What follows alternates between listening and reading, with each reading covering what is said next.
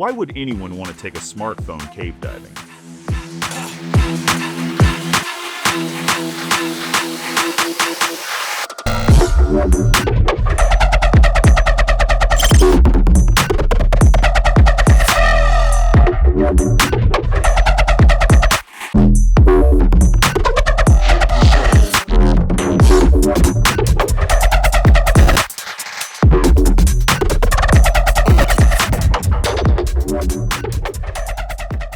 This is probably one of the dumbest and coolest things I've ever done underwater. You can probably tell when we filmed this since we're watching Delta Force.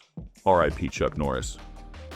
This is the DiveVolk phone housing, and I've been testing it with my crappy old Galaxy S22 for the last few months. And to be totally honest,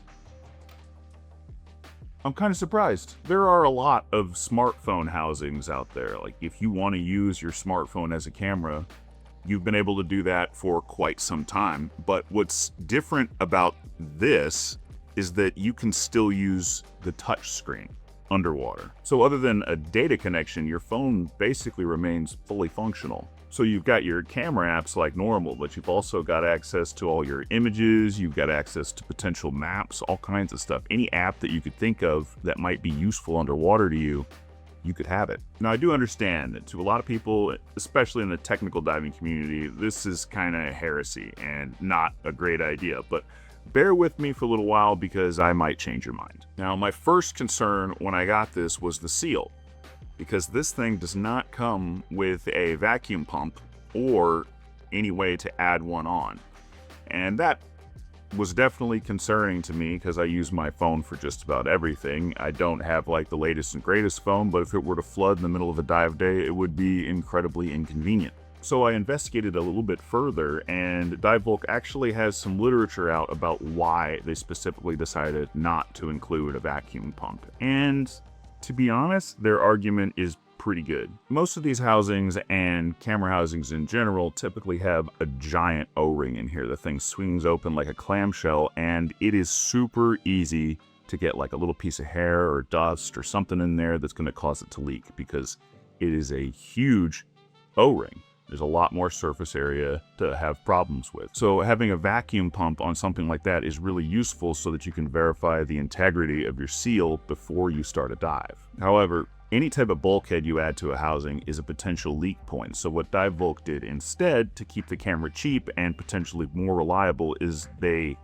made it to where you slide your camera in sideways instead. So the only sealing surface is this little guy right here. And they say they've got some magic, that this isn't just your standard O-ring and that there's some fail-safes built into it. I don't really know what that means, but so far this thing has been bone dry every time I've come out of the water. And to be totally honest, I kind of like the idea of having this really simple seal. But then again, I'm also not that worried about my phone because it's not, the latest and greatest iPhone. So that may not be a risk you're willing to take, just putting it out there. However, I like it.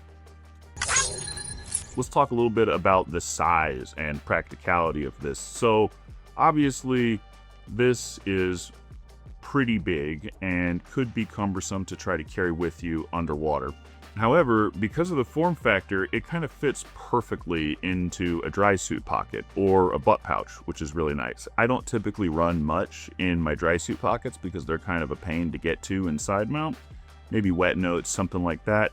But this is a perfect candidate to go in there because I'm not really going to use this much personally during the dive, but I'll pull it out during deco, and that's easy enough to go for a pocket at that point. So it's really nice for that. It can get out of the way, it can stay in my pocket, and then if I need it, it can come out, and it's not like I feel like I've been burdened carrying around this camera the whole dive, which is more than I could say for my bigger camera. It's one of the smallest cameras they make, and it's still a bear to carry into a cave. So it's nice to have if you don't want to carry a dedicated camera rig. You can just bring this, and it's a multi-purpose tool. You don't necessarily have to use it as a camera, but if you need a camera, you've got one. And typically phones these days have amazing cameras, which brings me to my next point, the performance of my own phone in here. So like I said, this is not the latest and greatest phone, but man, The footage that I got out of it was really amazing, especially with the included wide-angle lens. It was really nice of them to send that to me, and it makes the footage come out so much nicer. The closer you can get to your subject, the better it's going to look, and you can get way closer when you've got a wide-angle lens. So always recommend a wide-angle lens if you can get it. That's why action cameras typically look so good underwater, because their lenses are wide as hell. Now, this is not going to replace my main camera rig. However, I do like what comes out of this better than what's coming out of my Insta360 or my DJI action cameras.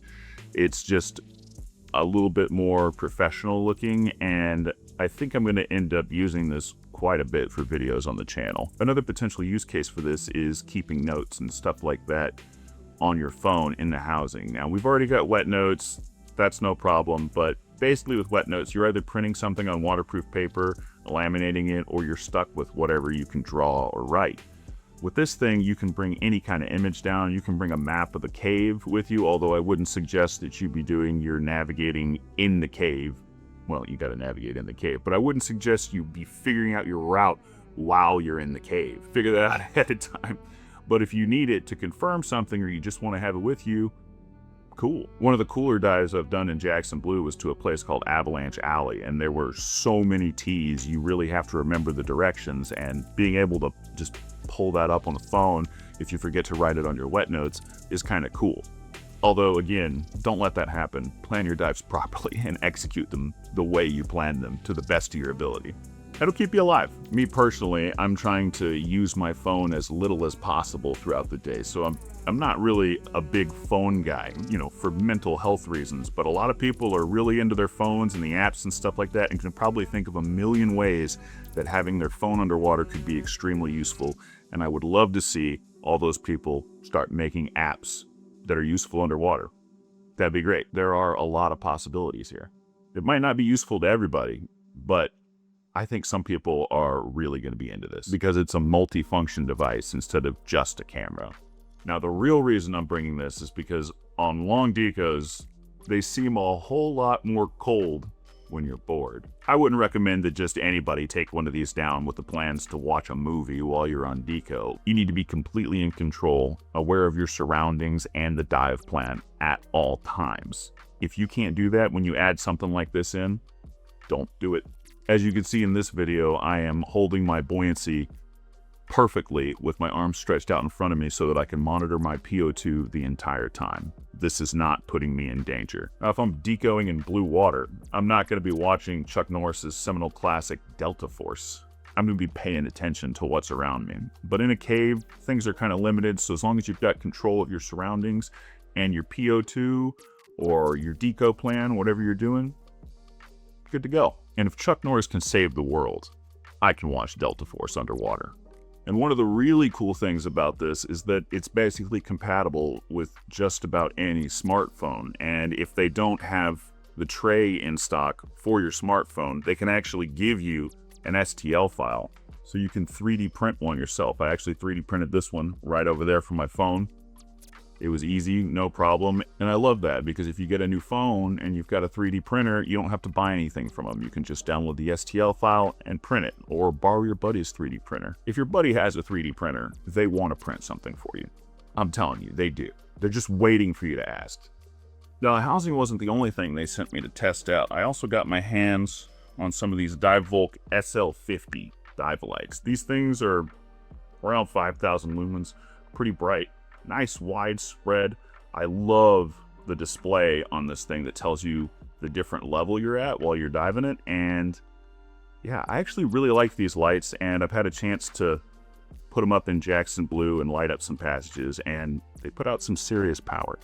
I'm really excited to do more with these lights because they're cool. And I've got these cave guards I 3D printed for transport. If anybody wants the STL file for this, I make all my STL files available on my Patreon, so let me know if that's something you want to see on there. And if you want to join the Patreon and support the channel, you can follow the link in the pinned comment below. Now, before I close this out, let's talk about the things that I don't like about this housing. I don't like so much, not that I can see a way for you to get around this, I don't like that you have to protect the screen. So if you're going to put this in your pocket, like your dry suit pocket, I would say put it inside against your thigh so that the screen is going to stay protected, and that's probably fine. I wish I didn't have to protect the screen, but I understand. It's basically this liquid-filled thing so that you can actually press on the screen of your phone, and it kind of has to be that way to work. So I understand. The other thing I don't like is that a lot of divers that shouldn't be taking cameras or their phones underwater are going to end up with these in their hands, and they're going to end up distracted on dives, potentially hurting themselves. So if you're going to take something like this underwater, please make sure that you're ready. And at the very least, if you're not comfortable, take it in a pool before you take it in the ocean. But other than that, I started testing this thing out of curiosity, and to be totally honest, it's kind of one of my favorite new pieces of kit. I'm just really excited to figure out more stuff to do with it, because I have basically the ability to take an entire computer underwater, and that's pretty cool. I think the touchscreen functionality on this is a real game changer, and it kind of completely separates it from all the other housings out there on the market that still use buttons or some dumb little thing that presses on your screen from the inside. It's not for everyone, but it is a really cool, unique piece of gear, and I'm enjoying it. Plus, deco seems a lot less cold when I'm watching Chuck Norris put boot to ass in the name of his country. Texas Ranger. So to sum up, it's great. It's innovative, maybe not for every diver, but very useful for the right diver. I'll put a link in the pinned comment below if you want to pick one of these up for yourself. As always, I gotta say thank you to my patrons. They are amazing. They make videos like this possible. I know I mentioned it before, but if you want to become one of those awesome people, you can check out the link in the pinned comment and get access to some exclusive content and your name at the end of every video. Which is kind of cool, if I do say so myself. Thanks for watching. Dive safe, dive hard, and I'll see you in the water. We're good?